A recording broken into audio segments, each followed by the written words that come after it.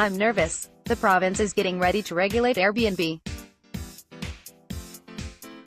If Nova Scotia follows the example of cities like Toronto and Montreal, they will crack down on the platform, smothering its potential. I hope that, instead, they will take a light touch, preventing the worst risks while maximizing the platform's promise. The Airbnb logo is displayed during the company's press conference in Tokyo on June 14, 2019. Kirsten Cleveland writes that it's vital for Nova Scotia that any regulations don't smother the booming rental economy in NSTOSHIFUMI Kinamura, AFP, Getty Images, Airbnb and other similar websites let people rent out rooms to travelers for short-term stays. They're controversial, creating concerns around competition for licensed accommodation businesses, taxation and, especially, affordability. Late last year, NS Tourism Minister Jeff McClellan created a working group to analyze these issues and offer solutions. Airbnb is disruptive, but it is also one of our best opportunities to create a vastly better experience of Nova Scotia for travelers, and to support our rural economy. Regulation should focus on those benefits, not just the risk. Article continued. Below, Airbnb is a powerful tool because it takes advantage of Nova Scotia's two best assets, the people and the place. Not long ago, travelers had a handful of places where they could stay: a hotel, motel, bed and breakfast, or resort.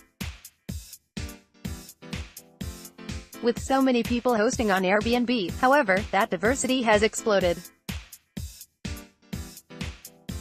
I've personally stayed in a quiet cabin with a wood stove by a lake with paddle boats, a heritage home decorated with pieces of the province's history, and a tree house. Compare that to hotels, a generic white room that looks the same as any hotel in the world, with no sense of place or culture, and a fake painting. Many travelers spend more time in their accommodation than any other single place. Nova Scotia can offer a better memory than an anonymous white room. When travelers come here, they want to meet Nova Scotians and experience their culture. Being invited to someone's home would be a highlight of the trip for many. Airbnb makes that possible on scale. Whereas hotels place a sterilized filter between tourists and the culture, Airbnb puts travelers right in the thick of it. In some cases, hosts offer to show guests around town, and some have become longtime friends.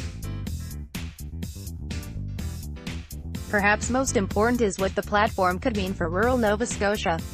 Many residents want to continue living in their beautiful rural home, but they lack economic opportunity. With Airbnb, that beautiful place itself becomes that opportunity, because travelers will happily pay to see someone's personal corner of paradise. I've noticed a trend where people leave Halifax on the weekend to stay in rural Airbnb.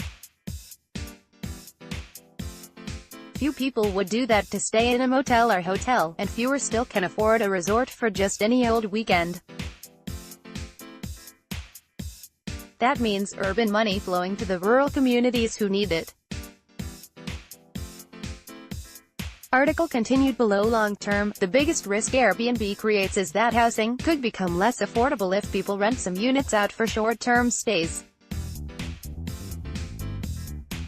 This needs to be taken seriously. The topic is not simple, however, because Airbnb can help affordability as well. I know people who use the platform to rent out part of their home to help pay their own rent or mortgage. Whether the issue is a major risk also depends on its scale. If this year, Halifax chooses not to build a single 100-unit building, that will have a bigger impact on affordability than 50 people renting out units on Airbnb. If thousands of urban homes are replaced with short-term rentals, however, that'll be a problem.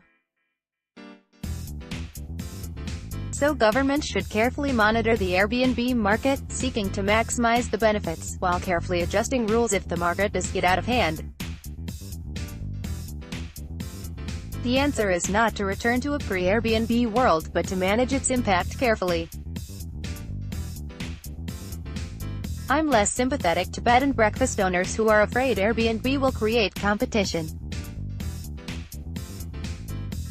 Good bed and breakfasts are already succeeding on the platform, providing one kind of product among many that travelers want.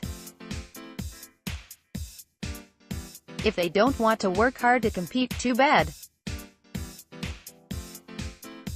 The concern that Airbnb are less safe because they don't have licenses is a chimera. Hosts have a powerful incentive to provide consistent safety and quality, because one bad rating could mean they lose all their guests. A license does not provide that kind of constant incentive or feedback. And in any case, there is plenty of room for everyone in the sector to grow. In 2017, some hotels charged over $400 a night during the tourist season. Hotels have gotten away with charging way too much for a mediocre product for far too long. Airbnb lets regular Nova Scotians offer tourists a better experience for less, and with a booking process that is just as easy. That's the kind of thing this province needs. The government must take a careful approach to regulation, because we should allow as much room as possible for Nova Scotians to experiment, and turn this province into a far better place to visit. Tristan Cleveland is a Halifax-based columnist and city planner. Follow him on Twitter, @Lurbanist.